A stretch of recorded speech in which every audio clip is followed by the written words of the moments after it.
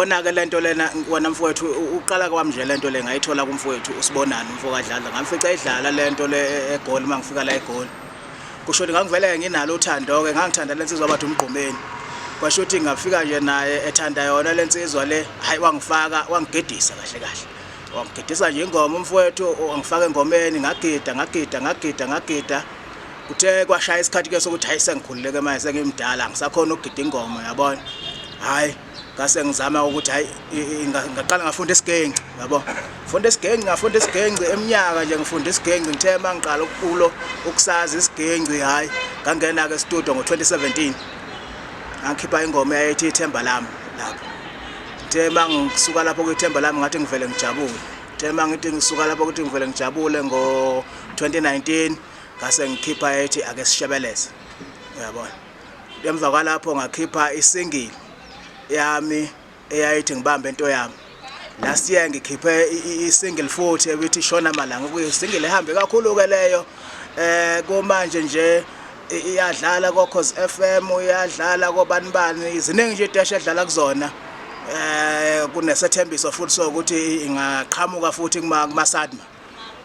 njengamanje ngilindele nje i-call ukuthi bangitshela ukuthi iyangena ngempela kuma Sadma lesingile lesingile ngasebenza kakhulu nomfowabo amabizela lapha umenzi umfowabo amabizela yona insizwa ngishuthe ngathi ngasho nje ngithi lansizwa ngibonga kakhulu engifakile ebantwini uyabona so ngoba nale EP nje ihamba kakhulu nje le EP bayithanda kakhulu abantu kubheke yona futhi le yansizwa le